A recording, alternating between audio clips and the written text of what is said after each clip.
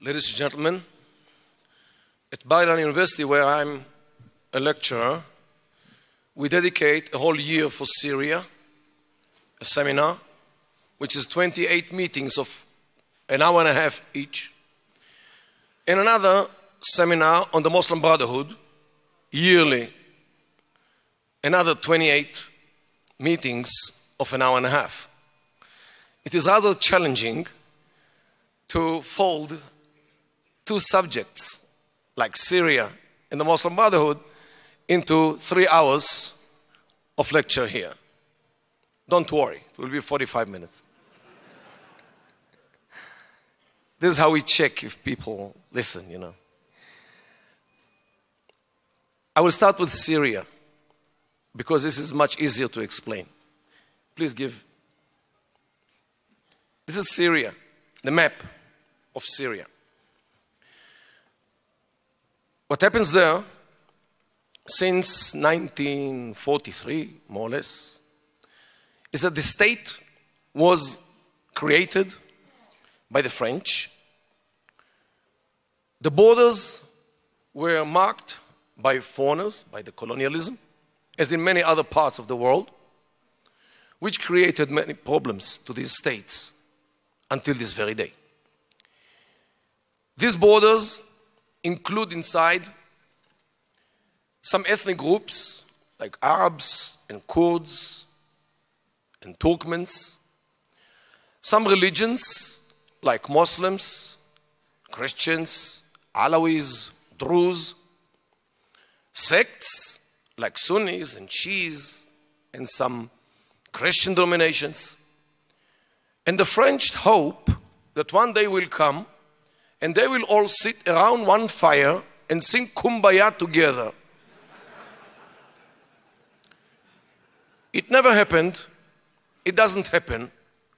And unfortunately, in the foreseeable future, I don't see it happening. Rather, this state, like other states in the Middle East, became a dictatorship where one little group, here the Alawis, actually controls the whole country by means of dictatorship. The Alawis dwell in the west, in the these districts named Tartus and Latakia, which are the continuation of Lebanon. High mountains, steep mountains, which protected the Alawis for centuries from persecution of the Sunnis, especially the Ottomans. The French empowered them, gave them weapons and money, and since then they rule the country in phases. The Alawis are infidels. Their religion is not Islamic. Their shrines have idols. I myself published one of their shrines with pigeons. A Muslim who sees such a shrine with pigeons gets the goosebumps because it's sheer infidelity. Jews and Christians are tolerable, while Alawis are not.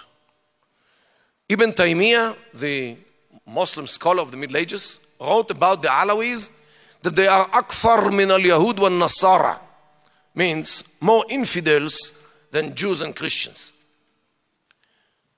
So not only they don't have the right to rule because they are a minority, like 10% of Syria, there is a big question if they at all have the right to live being infidels. So they rule the country, definitely without any bit of legitimacy.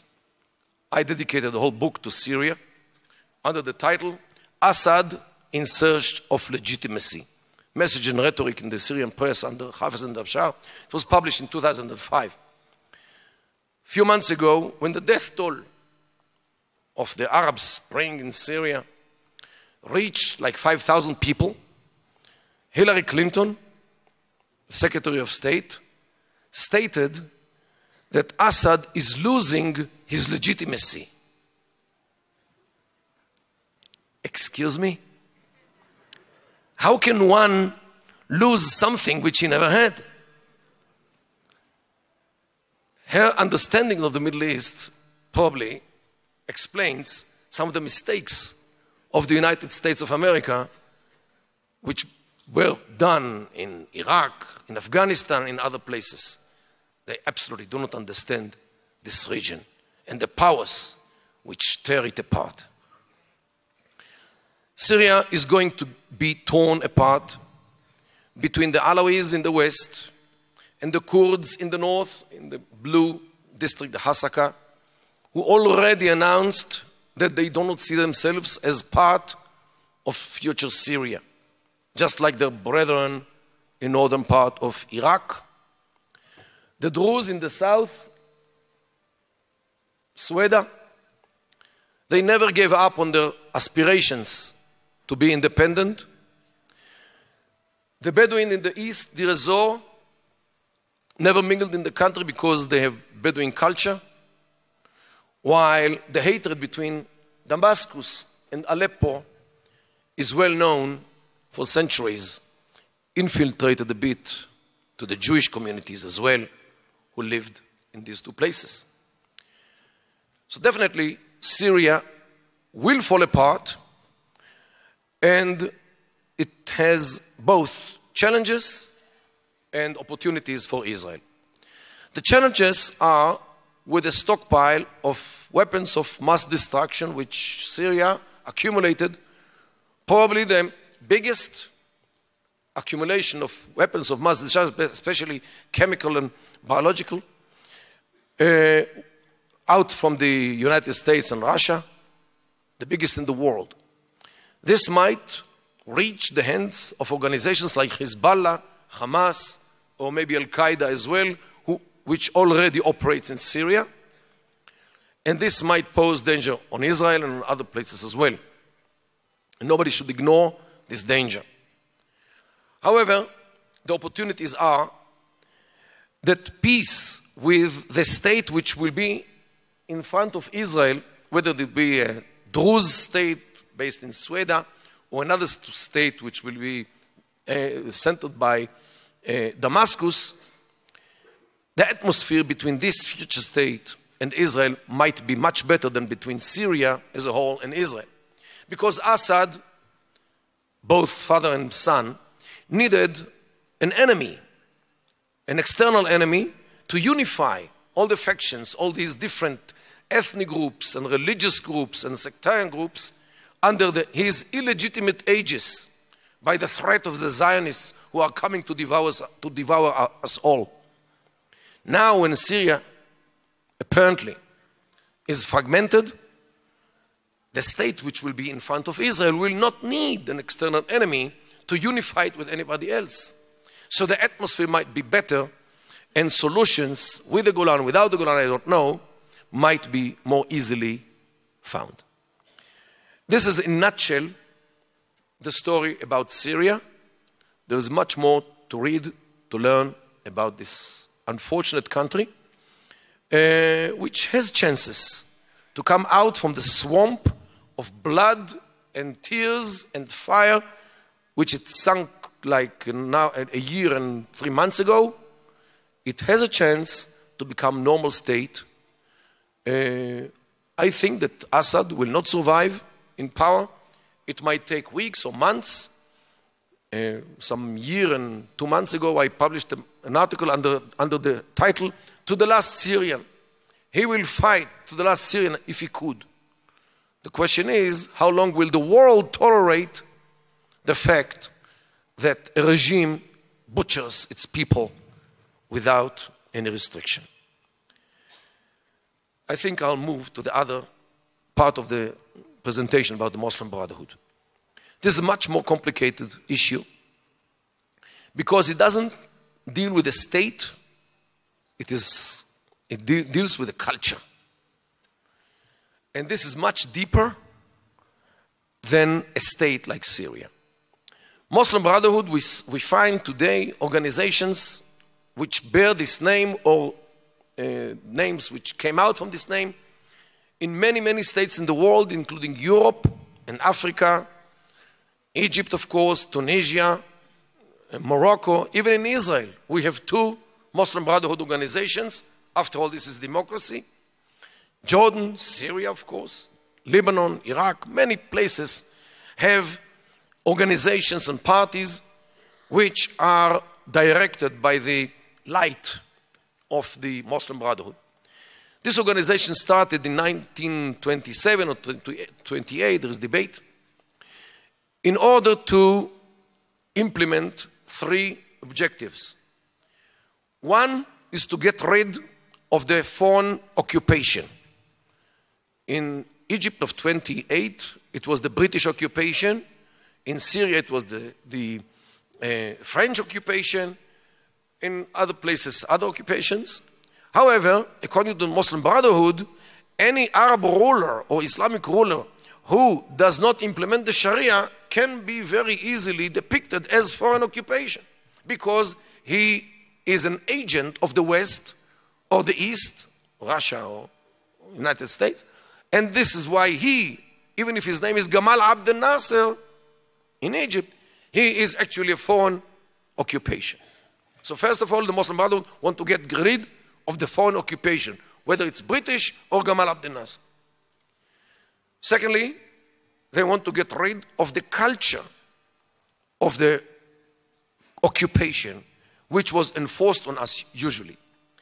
Mainly unveiling women, mainly introducing alcohol to the menus in the restaurants, and maybe operas and movie theaters, and all these characteristics of the Western culture which infiltrated into our society to corrupt our girls, our men, our boys, our next generation, in order to westernize them by all these magnetic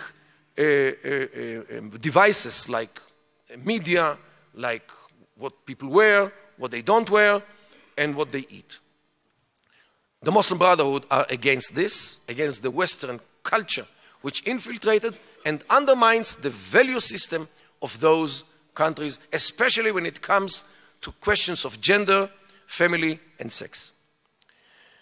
This is the second agenda, which is not easy, because there are many people inside those societies who are enchanted by the West and all these freedoms which it grants, especially to women. This is why the struggle between the Muslim Brotherhood and the westernized sectors in Arab societies is not an easy battle. The third component of the Muslim Brotherhood is, after the accomplishment of getting rid of the Western occupation and the Western culture, to implement the Sharia as the law of the state, and maybe to re-establish the caliphate which they still dream about since the 7th century. Please hear the first clip. رأينا حلم الخلافة الإسلامية، حلم أرض الخلافة يتحقق بإذن الله على يد الدكتور محمد مرسي ومن معه من إخوانه وجماعته وحزبه. رأينا الحلم الكبير الذي نحلم به جميعا، الولايات المتحدة العربية.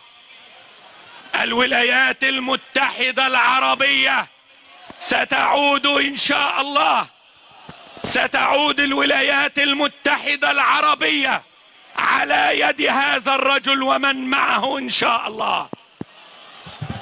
ستكون عاصمة الخلافة،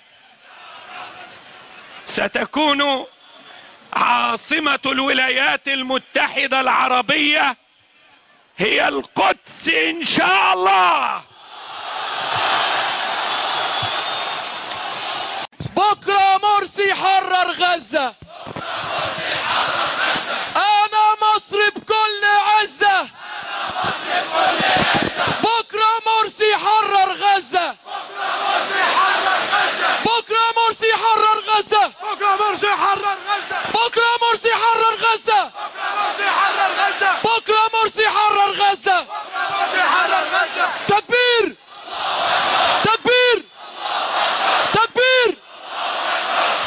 ستكون عاصمتنا ليست القاهرة ولا مكة ولا المدينة، وإنما القدس إن شاء الله. وسيكون هتافنا على القدس، رايحين شهداء بالملايين على القدس، رايحين شهداء بالملايين على القدس،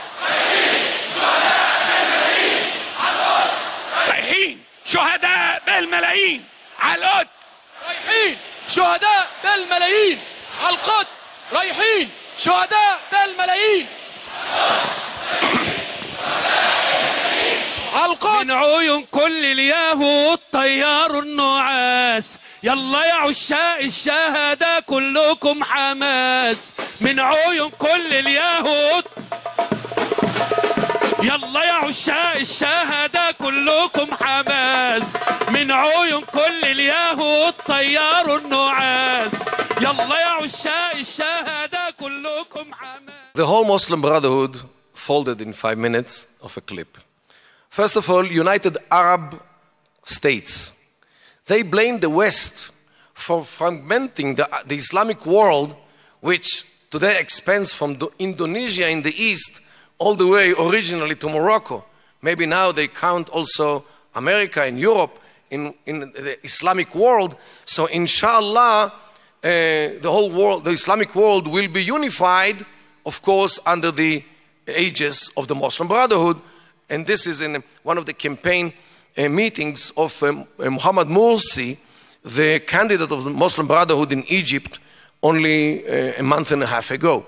So this is actually what they talk about. However, what I wanted you to, what you saw actually, is how they base on Jerusalem as some kind of the capital of the Islamic future United States, which is rather new message.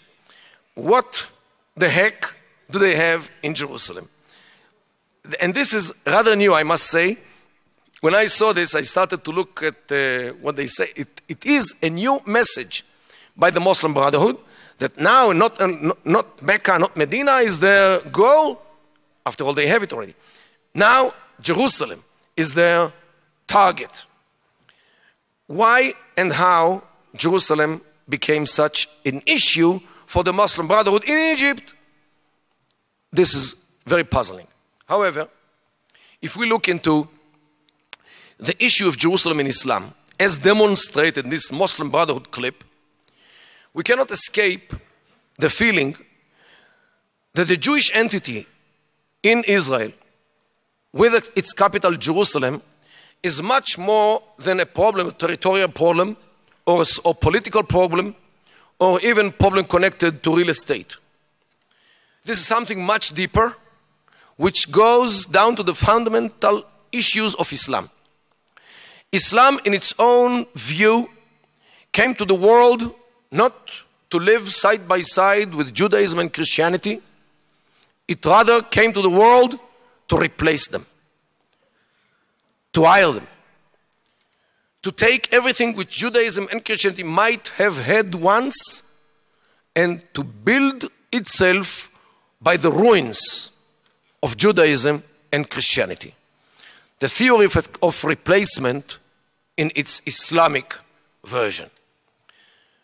By this idea, Islam tries to establish its legitimacy and validity by nullifying the legitimacy and validity of the religions which preceded it. Thus, Abraham and Isaac, and formerly Adam, and Noah, and Jacob, and David, and Solomon, and Jesus, and Johannes, all were Muslims. Because inna deena inda Allah al-Islam, religion at Allah's is only Islam. Allah doesn't know any other religion. Allah doesn't recognize any other religion. So if someone like Adam, like Abraham, like Jesus, believed in one God, what else could he be if not a Muslim? Since Islam is the only religion at Allah's. So This way, after they occupied, those Bedouins who came out from the Arab Peninsula in the 7th century, after they occupied the geography of the Middle East, they occupied the history of the Middle East and the theology of the Middle East. Judaism is void. Jews can live as Ahl Dhimma, Dhimmis, second-class citizens under Islamic rule with restrictions, as long as they obey the restrictions.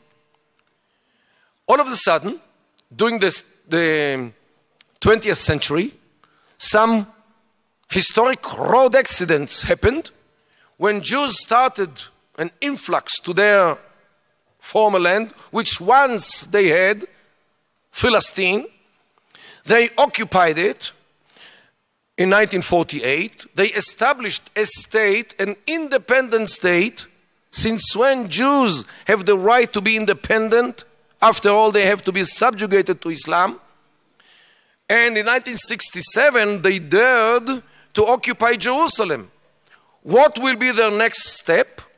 Evidently, they will try to build the third temple. And this way, Judaism will come back, Allah forbid, to life, after it was nullified by Islam. So Muslims cannot fathom this fact, because it actually is against the basic issue of Islam, which came to the world to replace Judaism, to nullify Judaism. The return of Jews to Eretz Israel, the return of Jews to Jerusalem, and Allah forbid, the building of the temple is a theological threat on Islam before it is anything connected to land or to real estate or whatever, or to national interests as well. It is a theological threat on Islam. And what he says is actually this, that we are going to occupy Jerusalem, and we are going to make sure that Jews will never take it by putting our capital in Jerusalem, so Judaism will never come to life again. This is actually what he says in other words. But this is the interpretation, the only interpretation of what he is saying in this issue. So the Muslim Brotherhood is not about only the British and the French and maybe even the Israelis as occupation. It is about theology, which religion, according to their discourse, is Din al-Haq, means the religion of truth, which is Islam, of course, and which religion is the Din al-Batil, means the religion of void, Batel, which is Judaism, and all the others. The battle is about the righteousness of Islam or the invalidity of Islam, as those already who listened to Muhammad in the beginning of Islam accused him that the whole Islam is only recycling of stories of the former ones, asatir al-awwalin. So since then, Islam is an obsession to establish its validity by undermining the validity of other religions. And this is actually what we saw in this clip. Unfortunately, Muslims have money, mainly because of the oil, especially in the Gulf. And the Gulf money is translated all over the world to propaganda against Jews, mainly. It is under the cover of propaganda against Israel. Delegitimization, boycott, sanctions, all these things which go around, financed by Gulf money, all are motivated by this theological problem of the Muslims, that they cannot fathom the Jews come back from exile, come back from the ashes to rebuild their home in Eretz Israel and in Jerusalem. Much is invested in the academia in the West by Muslim Brotherhood organizations like the MSA, Muslim Association of America, something like this. Much is invested in companies, in NGOs, even, unfortunately, in all kinds of NGOs in Israel, which operate against the states from within, state of Israel from within, like B'Tselem and others, which are financed by foreign money, which I suspect comes from the Gulf through other channels. Many others suspect the same. Only recently, there was somebody revealed that some organizations in Israel were financed by the Palestinian Authority, which got the money from the Gulf. They were the channel. So since we are democratic state, we allow this activity, unfortunately, but this is what Israel is. However, this battle is also in the media. The Muslim Brotherhood owns the biggest and the most powerful media outlet in the world, which is Al Jazeera. Al Jazeera is an operation of 10 channels, no less than 10 channels, but the main one is the news channel in Arabic. What you see in English, maybe in this country, is something totally different in its atmosphere and the message. But the message which is transmitted by the Al Jazeera in Arabic is totally Muslim Brotherhood message, which is against the West, against the culture of the West, and Israel is part of the West in both means, and to promote the Sharia wherever it can be implemented. Al Jazeera wages this media jihad against Israel almost since the day it was launched in late 1996. Amazingly, Israel enables Al Jazeera to operate from within Israel. Means disseminate its lies against Israel from within, with thus having much of credibility. Because if some reporter stands and behind him everybody sees the Knesset and he says sheer lies, how can he be mistaken? The Knesset is behind him, he is in Israel. Definitely he speaks about the reality in Israel. Okay, this is the image which Al Jazeera creates. Al Jazeera is fighting against Israel in any possible way, especially when Israel fastens its hand on Jerusalem. On Jerusalem, since Jerusalem, as you already know, is a theological problem for Al Jazeera, like other Muslim Brotherhood organs. 4 years ago, June 1st, 2008, the Olmert government decides to build some hundreds of apartments in Har Choma and Pisgat Ze'ev, two neighborhoods which were annexed to Jerusalem after 1967 war, Six-Day War. Al Jazeera dedicates like 15 minutes in the main news bulletin to this issue. 15 minutes in a news bulletin, in a main news bulletin, this is a very large piece of time, in which Al Jazeera brings three sub-items. One, reportage about what appears to be that Israel destroys all the Arab neighborhoods in Jerusalem in order to build Jewish neighborhoods on the ruins. Sheer lie. Second interview with a guy in the Palestinian Authority who is in charge of mapping, and he again recycles lies that Israel expands Jerusalem, which already reaches Jericho almost. The third was myself. They invite me because I speak Arabic, and because at 11 o'clock at night, officials of the Ministry of Foreign Affairs do not like to go around the roads to be interviewed. It's beyond the times which they like to appear in the media. So Al Jazeera invited me to answer these two clips, which they aired when I was already in the studio, and this is the outcome. Please, clip 3. Pause.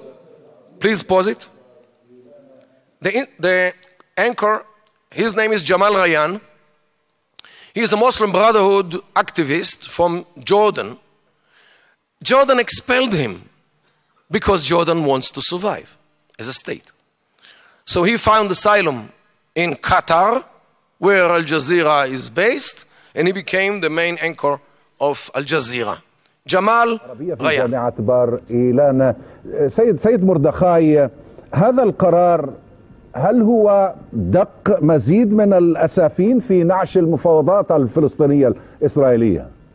Already biased question. أنا حقيقة لا أفهم هذا الكلام.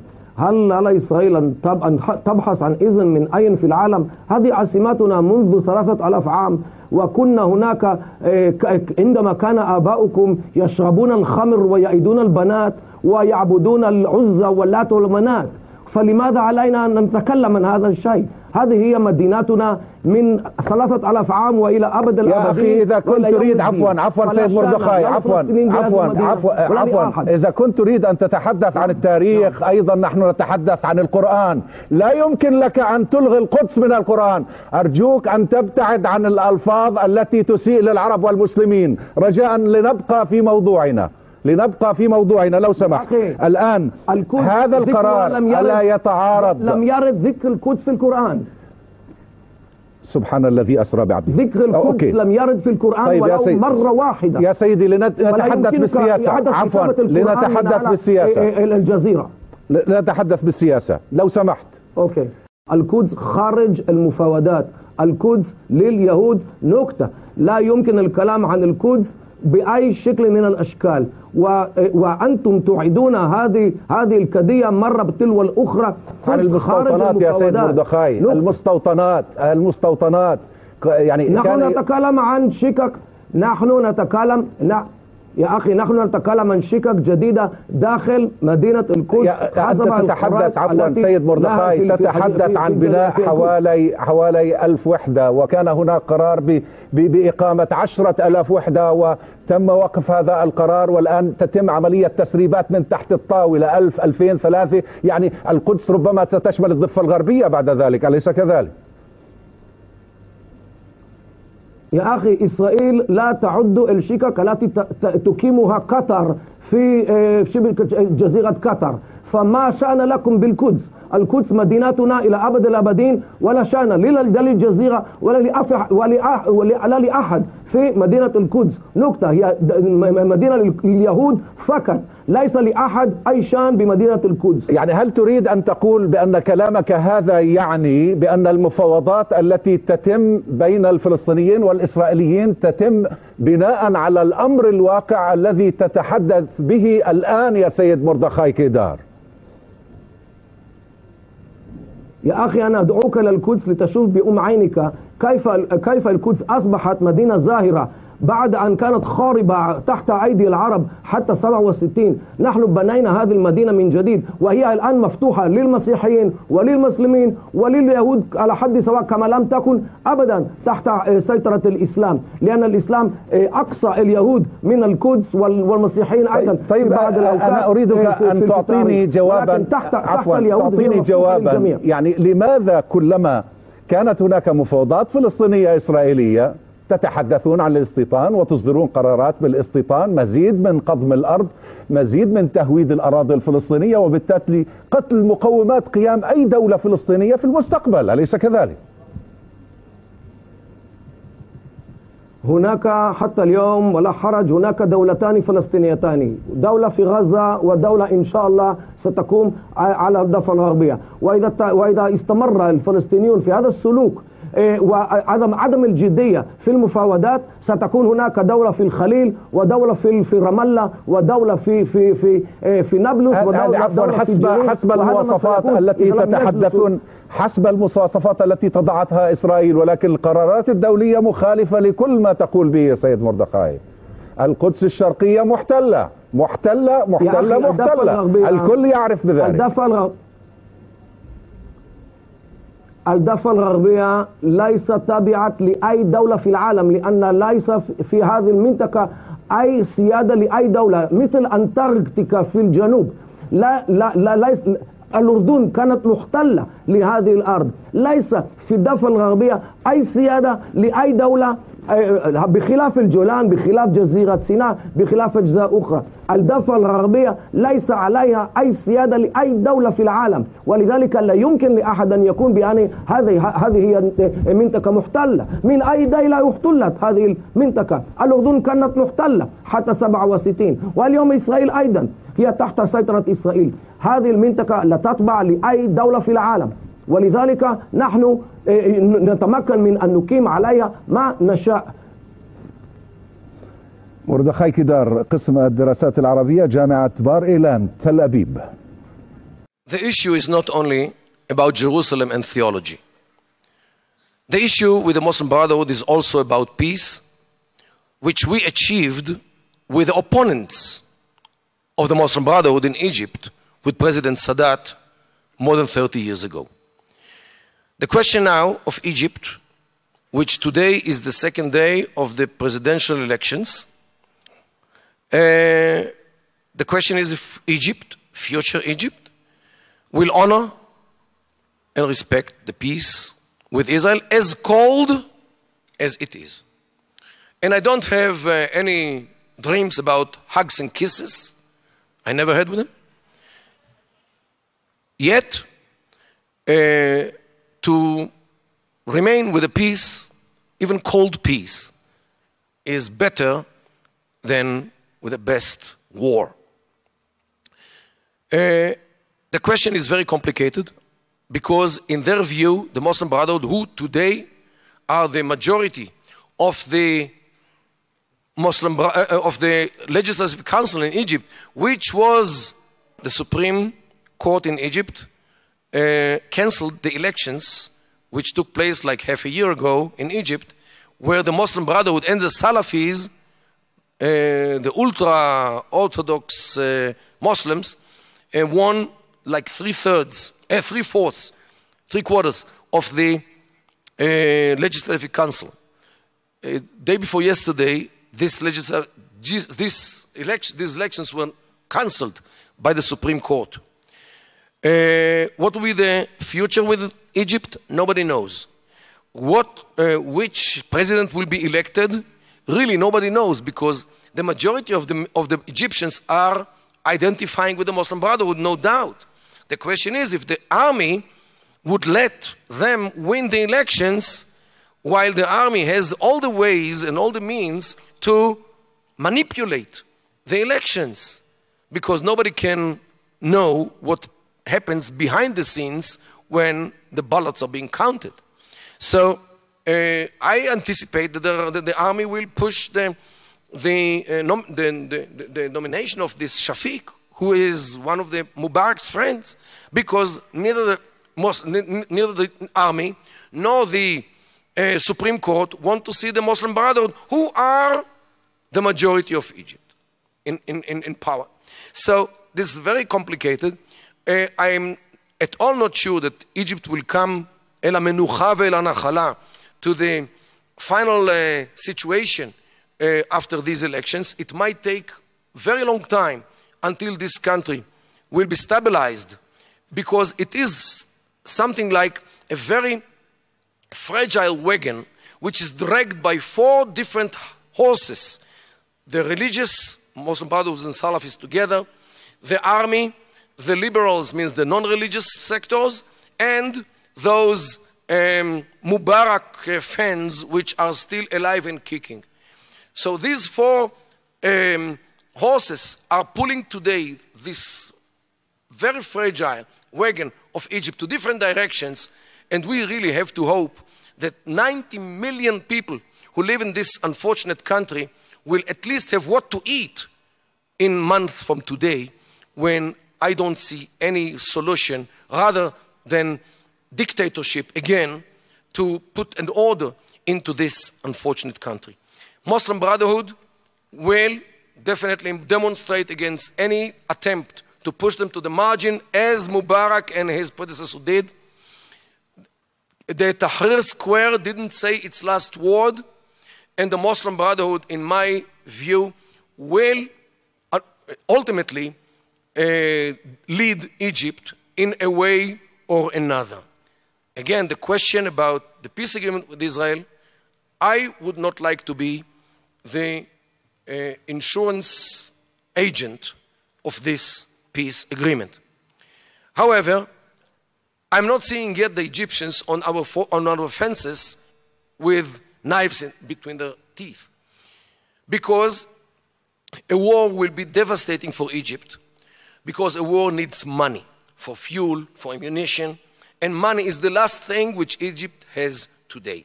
The only source of income after tourism vanished, after all the external investments vanished, the only source of income which Egypt has is still the Suez Canal from the fees which they take.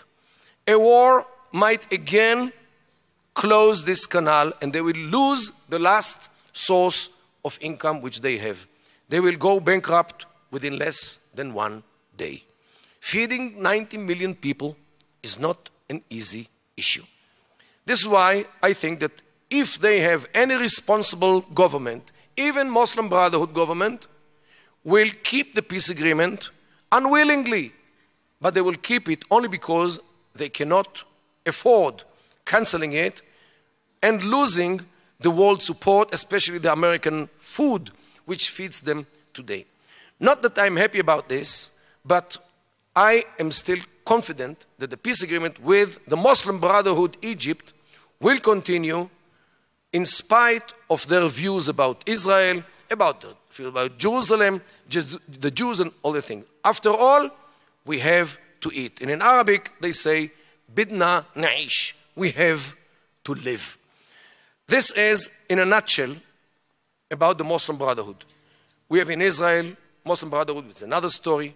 We have another Muslim Brotherhood in Tunisia, which is another story. In Iraq, in Syria, everywhere, the Muslim Brotherhood is a different story for the next Sinai in Dabas. Wassalamu alaikum wa rahmatullahi wa barakatuh.